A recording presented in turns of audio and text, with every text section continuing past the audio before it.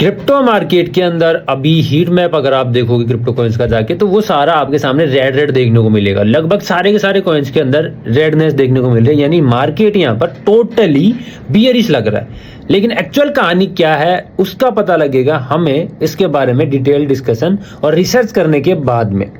और जो यूएस और ईरान के बीच में वॉर छिड़ी हुई थी, जिसकी वजह से क्रूड ऑयल की प्राइसों के अंदर हमें बहुत बड़े बड़े मोमेंटम देखने को मिल रहे थे। तो वीडियो शॉर्ट रहेगा, ज्यादा बड़ा नहीं है, लेकिन चीजें सारी की सारी इंपॉर्टेंट है, तो वीडियो को एंड तक जरूर से देखना। और आप सभी लोग वीडियो को सबसे पहले लाइक कर दो, जो लोग चैनल के ऊपर पहली बार है वो चैनल को सब्सक्राइब कर लो। तो सबसे पहले हम डिस्कस करते हैं भाई, जो ब्रेंट क्रूड ऑयल है जिसकी प्राइस $121 के पास देखने को मिल रही है और $125 के आसपास जाती हुई देखने को मिली है। आज से पहले जो क्रूड ऑयल की प्राइस थी वो डाउन साइड हमें देखने को मिल रही थी, लेकिन अब ऊपर क्यों देखने को मिल रही है? ये वॉर चल रहा था, वॉर के अंदर जो यूएस है वो चाह रहा था कि जो ऑयल की प्राइस है वो डाउन रहे, ऑयल की प्राइस को कंट्रोल करना चाहता था, लेकिन उसके बाद भी प्राइजें क्रूड ऑयल की बढ़ती हुई जा रही है। क्यों बढ़ती हुई जा रही है?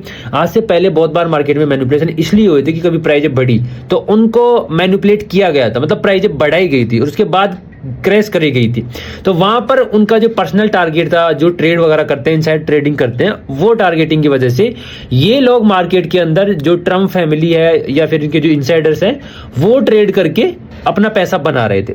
लेकिन अभी यहां पर क्या हो रहा है, यूएस और ईरान के बीच में जो वॉर चल रही है, वहां पर ईरान और यूएस दोनों स्टेट ऑफ हॉर्मज के पास में एक दूसरे के सामने खड़े हैं, लेकिन फिर भी प्राइजें कंट्रोल नहीं हो रही है। अब इस चीज के अंदर अगर आप डीपली जाके रिसर्च करोगे तो आपको एक चीज समझ में आएगी, यूएस इतने दिन से प्राइस को कंट्रोल नहीं कर रहा था, वो मैनिपुलेट कर रहा था, लेकिन अभी यूएस के पास में वेनेजुएला का बहुत सारा ऑयल इकट्ठा कर रखा है, उसको सेल करने का टाइम आ चुका था और वो हाई प्राइस के ऊपर इसको सेल करना चाहता था। अभी रिपोर्ट्स आ रही है कि यूएस दिल्ली जो ऑयल है उसको सेल कर करके इतना पैसा बना रहा है। अब एग्जैक्ट फिगर तो मुझे पता नहीं है, लेकिन शानदार डेली की रिपोर्ट्स देखने को मिलती है जिसके अंदर प्रॉफिट्स वो बनाता रहता है। अब यूएस अगर चाहता तो स्टेट ऑफ हॉर्मज के ऊपर अटैक करता, उससे लड़ता, पता नहीं रिजल्ट क्या निकलता, लेकिन फिर भी कुछ ना कुछ सोल्यूशन तो वहां पर निकलता। रोकना चाहता था, इसके अंदर टाइम चाहता था और वो टाइम उसको मिल चुका है, प्राइस बढ़ चुकी है और अब वो अपने स्टोर किए गए ऑयल्स को सेल करना शुरू कर चुका है। और जब वो सेल कर लेगा, प्रॉफिट बन जाएंगी, उसके बाद ये लड़ाई की जो चोचले चल रहे हैं वो खत्म हो जाएंगे, प्राइस वापस गिर जाएंगी और फिर वो बाय करेंगे और या फिर कुछ ना कुछ और मार्केट के अंदर नया मैनिपुलेशन वो लेकर आएंगे। अब ब्रेंट क्रूड ऑयल की प्राइस है तो वॉर की वजह से बढ़ रही है, जो कि अभी एकदम से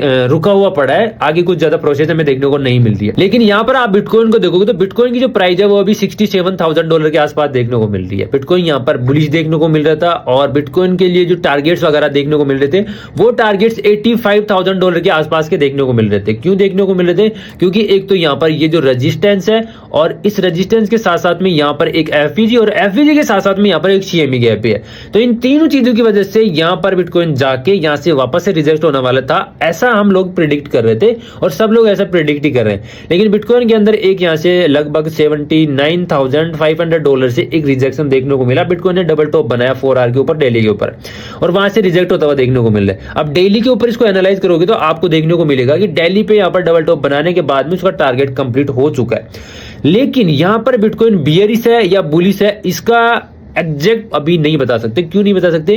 क्योंकि बिटकॉइन अभी टोटली तो ट्रेंड के अंदर ही है। अब ट्रेंड के अंदर है जब तक तो वो बुलिश ही है, लेकिन यहां पर हमें एक रेजिस्टेंस भी देखने को मिल रहा है, वो चाहे आप सीएमई गैप का बोल दो या फिर वो एफवीजी का बोल दो। एफवीजी भी यहां पर मिटिगेट हो चुका है, 50% तो नहीं हुआ लेकिन एक बार हिट हो चुका है। और मार्केट में कभी कभार ऐसा होता है कि जब टच होता है मार्केट, वहां पर प्राइस जाती है एफवीजी के पास में, तो वहां से रिजेक्ट होना शुरू हो जाता है और मैक्सिमम टाइम ऐसा होता है कि 50% मिटिगेट हो, उसके बाद मार्केट में जो रिजेक्शन है वो देखने को मिलते हैं। लेकिन मान लेते हैं कि यहाँ पर या तो ये मैनिपुलेशन है या फिर ये रिजेक्शन है, तो अभी ये कंफर्मेशन कैसे मिलेगा कि यहाँ से ये रिजेक्शन है या मैनिपुलेशन है? तो इसके लिए हमें देखना पड़ेगा कि जो डेली चार्ट के ऊपर जो स्विंग लो है वो लो कब ब्रेक होता है, और ब्रेक होता है तो यहाँ पर हमें फिर टोटली बियरिश नजर आएगा और मैक्सिमम चांसेस ये है कि ये जो लो है लगभग 73,600 का, ये ब्रेक नहीं होने वाला। बिटकॉइन की प्राइस आपको $73,000 के नीचे भी जाती हुई देखने को मिल सकती है, लेकिन यहां से मैक्सिमम चांसेस मेरे अकॉर्डिंग, मेरी सर्च के अकॉर्डिंग ये है कि यहां से मार्केट वापस से ऊपर जाए और फिर यहां पर जाकर लगभग 83 और 85,000 के आसपास जाके वापस से रिजेक्ट होता हुआ देखने को मिले। और बुलिश मैक्सिमम चांसेस इसलिए भी बन जाते हैं कि जो लिक्विडिटी है वो सारी की सारी ऊपर देखने को मिल रही है। अब यहां पर ये जो स्विंग लो है इस तक बिटकॉइन वापस आता हुआ देखने को मिल सकता है, जो कि अभी ट्रेंड के अंदर देखने को मिल रहा है।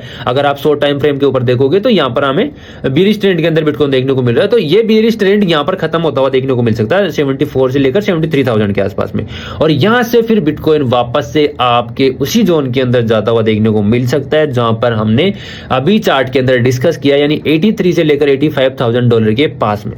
अब आपकी रिसर्च क्या बोलती है वो आप लोग कमेंट करके बता सकते हो कि हाँ मेरी रिसर्च के अकॉर्डिंग बिटकॉइन यहाँ पर जाने वाला है। तो ये मेरी रिसर्च है और एक मस्त रिसर्च इंफॉर्मेशन मैं आपके लिए शेयर कर रहा हूँ। अब ये वीडियो आपको कैसा लगा इसका कमेंट करके बताओ। अगर वीडियो अच्छा लगा है तो लाइक शेयर कमेंट करना बिल्कुल मत भूलना, और जो लोग चैनल के ऊपर पहली बार है वो कान खोल कर सुन लो वीडियो को, लाइक करने के बाद में चैनल को सब्सक्राइब करना बिल्कुल मत भूलना। ठीक है, मिलते हैं नेक्स्ट वीडियो में, तब तक के लिए जय श्री राम।